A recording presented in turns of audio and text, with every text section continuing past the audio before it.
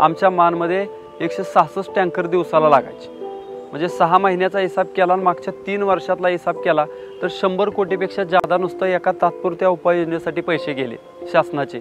लोक आमचे बाहेर अशी रोजगारासाठी जात होती, कोण ऊस तोडीला जायचं तर कोण रंगाच्या कामात, ज्यांचं शिक्षण कमी झालेलं आहे अशी लोक रंगाच्या कामात म्हणजे मिळेल तिकडे काम करायला जायची। सातारा डिस्ट्रिक्ट के मान, खटाव और फलटन ये 3 तालुका ये अवर्षणग्रस्त है, पानी की बहुत समस्या है।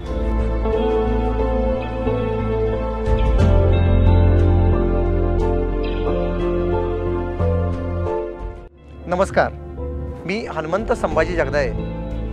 आज बिदालमध्ये जे काम झालंय 2500 हेक्टरवर 5.6 लाख क्युबिक मीटर एवढं प्रचंड काम उभं करण्यासाठी सगळ्यात मोठी जी सकारात्मक ताकद आहे ती सकारात्मक ताकद विचाराला जे बळ आहे ते विचाराला बळ मिळण्याचं काम जर कुठं झालं असेल तर या आर्ट ऑफ लिव्हिंगच्या माध्यमातून झालं।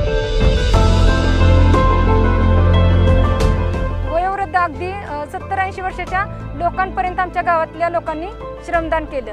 आम्हाला इतका त्याचा फायदा आणि ह्याच वर्षी आम्हाला एवढा त्याचा रिझल्ट बघायला मिळाला। या वर्षी एकही टँकर नाही, आमचं पूर्ण गाव टँकर मुक्त झालेलं आहे। माझं नाव दिगंबर विठ्ठल जळक, मी शेतीच करतो। आपल्या आर्ट ऑफ लिव्हिंगच्या माध्यमातून डीप सीसीटीची कामं झाली श्रमदानातून, त्यामुळं पाण्याच्या पातळीत वाढ झाली। तिथं सगळीकडे म्हणजे चारा आहे, कांदा केलेत लोकांनी आणि पाठीमागं उन्हाळ्यात पण कांदा करून भरपूर पैसा मिळाला लोकांना।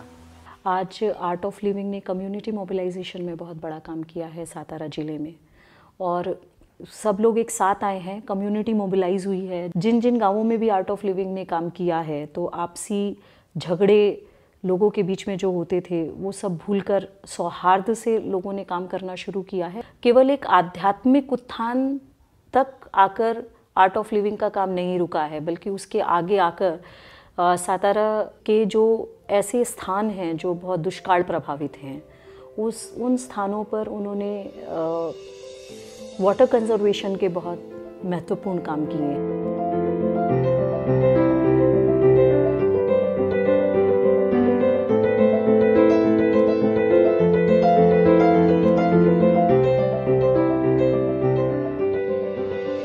कौन सा भी काम करना है तो खाली गवर्नमेंट नहीं कर पाता, अगर लोग इसके अंदर जुड़ जाते हैं तो ये काम बहुत अच्छी तरह से और बढ़िया तरह से हो सकता है।